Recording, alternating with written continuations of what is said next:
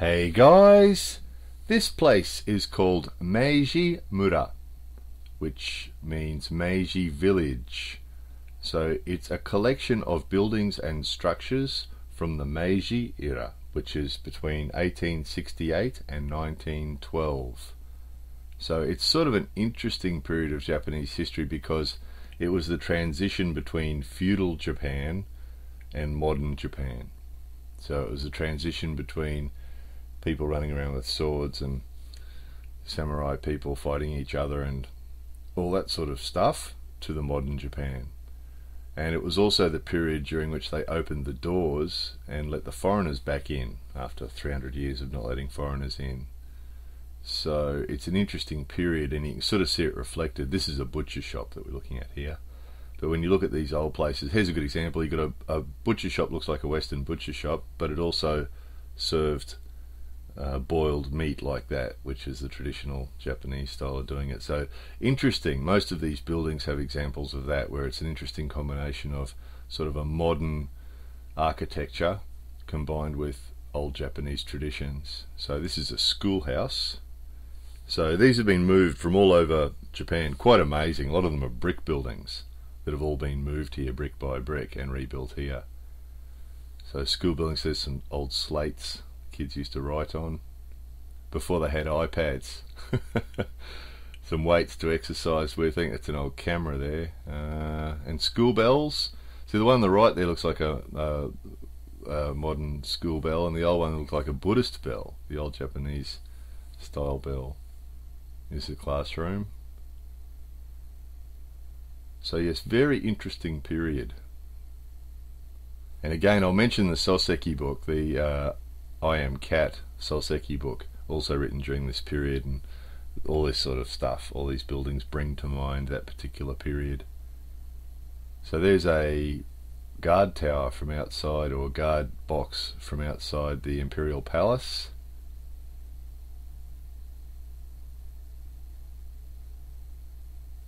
And there it is.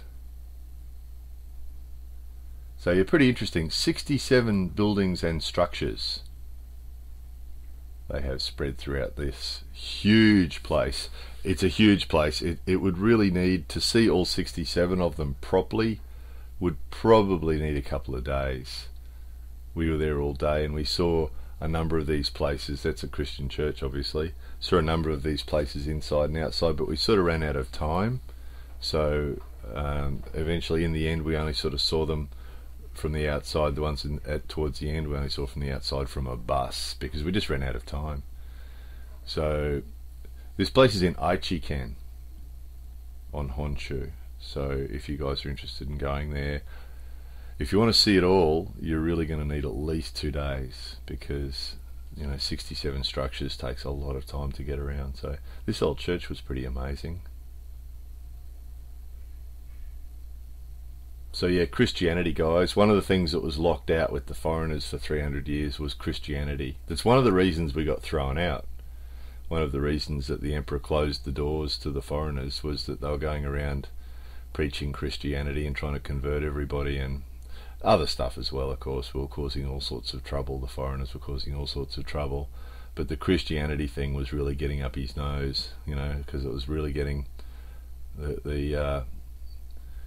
the Christian evangelists that were here 400 years ago were pretty pushy and messing with Japanese culture and stuff. So eventually it got too much and all the foreigners got banned for 300 years.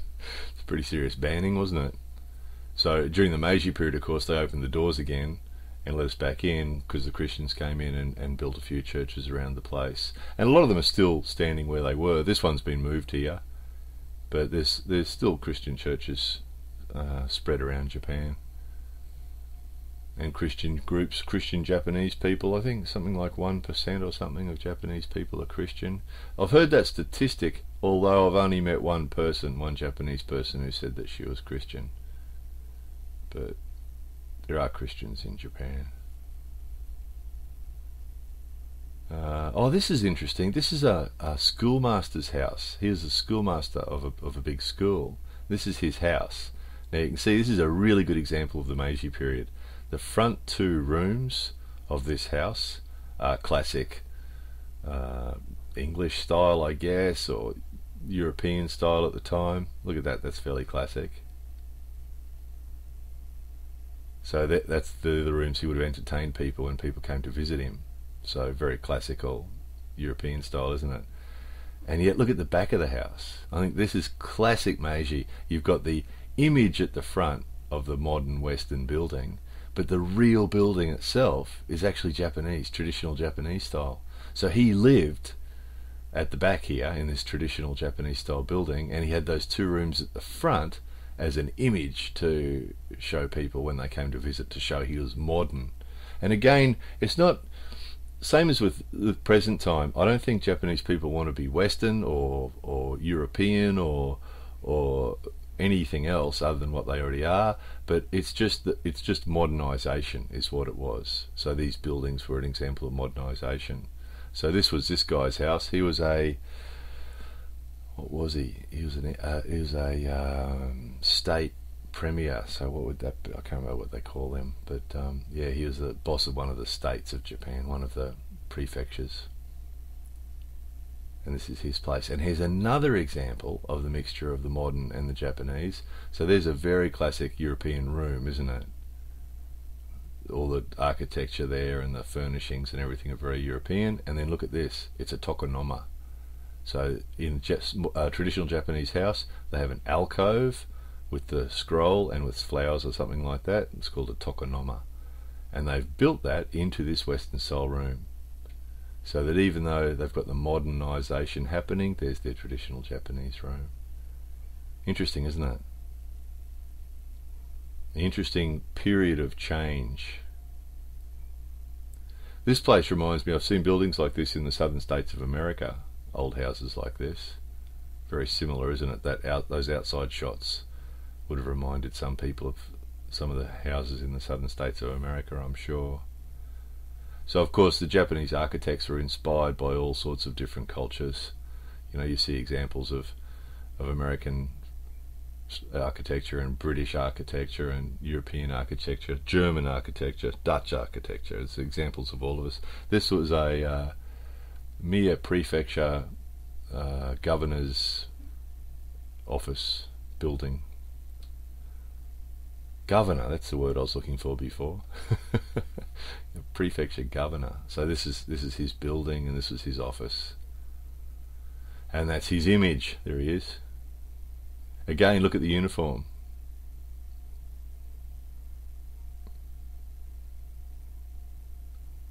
So during the Meiji period, everybody gave away, not everybody, lots of people, the people that wanted to be modern gave away their traditional Japanese clothes and put on their suits and their Western style clothes.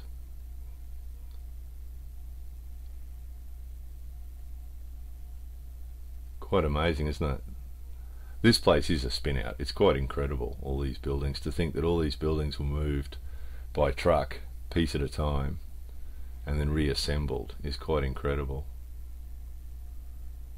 Oh, that's a light. Where was that from? That was from the old Edo, from old Tokyo. And this is a railway building, a train building. What do they call these things? Like a train garage for trains. Something like that. So again, everything you're seeing here is between 1868 and 1912. So old train garage, and inside it is two carriages that used to belong to the emperor.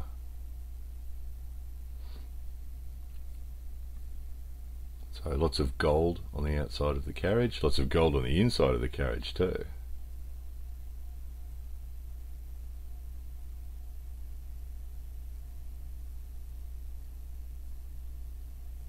Very elegant.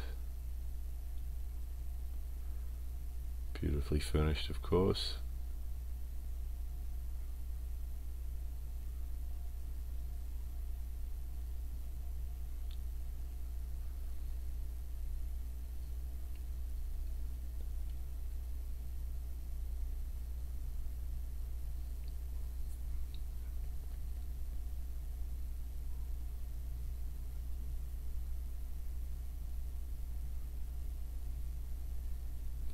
this little street. They actually have this area divided into 5 areas. This place is divided into 5 areas. So this is in area 2, and this is a telephone exchange. So they filled it with old telephones. What they've basically done is that they've brought the original buildings here and then used each one as like a mini museum. So obviously this is a mini museum to, you know, telephones, switchboards.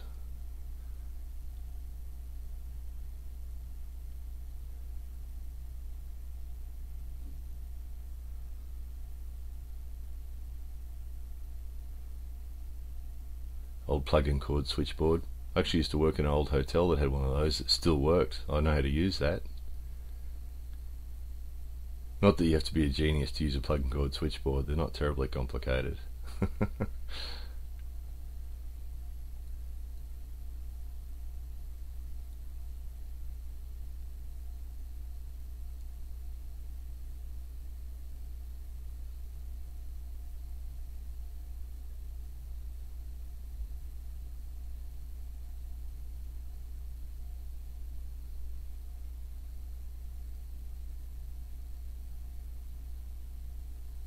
Oh, this is a good one. This is an old bank.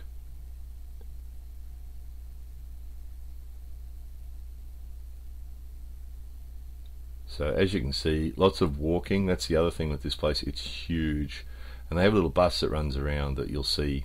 We cruise around in shortly, but you still have to do a lot of walking to see this place. So you want to wear your walking shoes, and you want to have a couple of days if you want to see it all. I mean, we sort of saw 2 of the areas, then we saw the rest from the bus, so it wasn't too bad. There's a couple of things that we would like to have seen inside that we didn't get a chance to. We just didn't have time. But so if you want to see inside everything, you're going to need at least a couple of days. You'll have to be there from opening to closing. So your big old bank, this one with the old safe.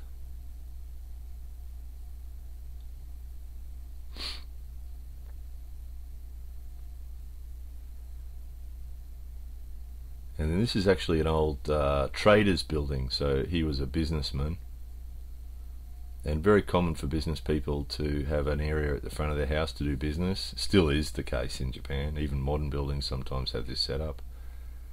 So you go in the front of his house, and here's his business room at the front, here's his office. And they have these little counters. See a little counter there? So the person sits on their knees on the cushion behind the little counter, and on the counter is an abacus and a little tray to put money in, and a little ledger, and the ink and the brush to write with. Very, very common, that scene. If you go into an old business house, very common. So that was it. The front of the house, they did business at the front of the house, and then the rest of the house is for living in, for the business person's family to live in.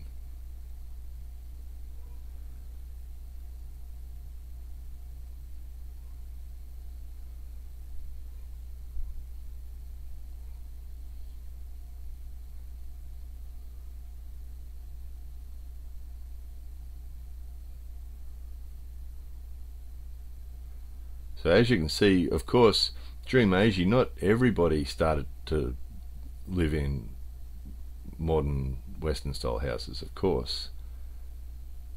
Most people continued to build houses like this. I mean, this one was built between 1868 and 1912, so this is a Meiji era house as well. And as you can see, it's 100% Japanese, isn't it? So I think the modern Western style houses and buildings were really a novelty. They were really the exception. The actual houses themselves that people lived in were still the traditional style. Right up to now, there's still people build houses very similar. That's a big old post office, that one. Those of you who've seen our renovating the Japanese farmhouse video, that house in that video is only 44 years old. It's built in the early 70s. So you can see that, you know, right up until now, people often still build authentic style Japanese houses with tatami floors and tiled roofs, and, you know, the same layout as they've always used, just with a few modern conveniences in there. So that's a kabuki theatre for doing traditional Japanese theatre, with huge vats of sake at the front. They drank a lot while they were watching theatre. It made them thirsty. So obviously we're in the bus now. We just ran out of day, so we jumped on their own little old bus, and it just cruises around the place, and they stop outside these buildings and tell you what they are. So not quite as interesting as going into every one of them, but again, just not quite enough time to get around 67 buildings. Another church, obviously. That was the entrance gate of a prison that we're looking at there. Big elaborate brick entrance to a prison.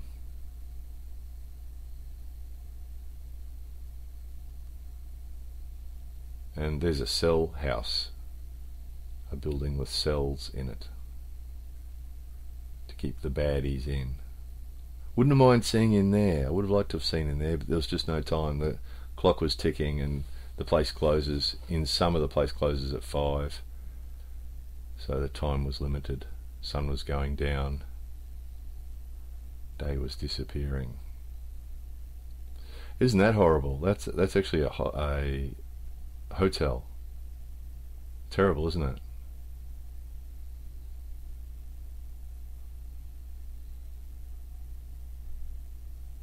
Really bad. Don't know what inspired that, but it's terrible, isn't it?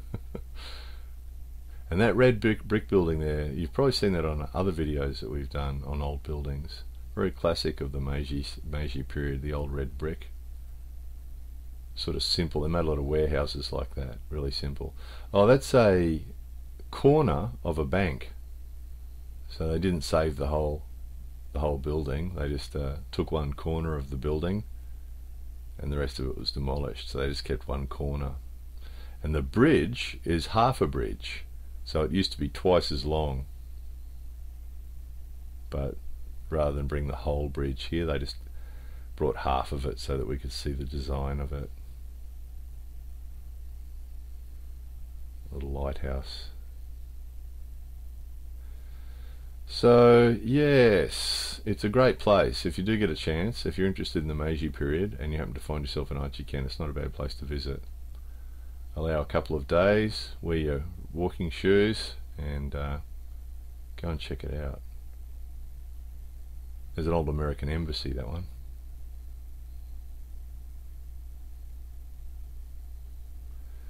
Hope you enjoyed that. More videos coming soon.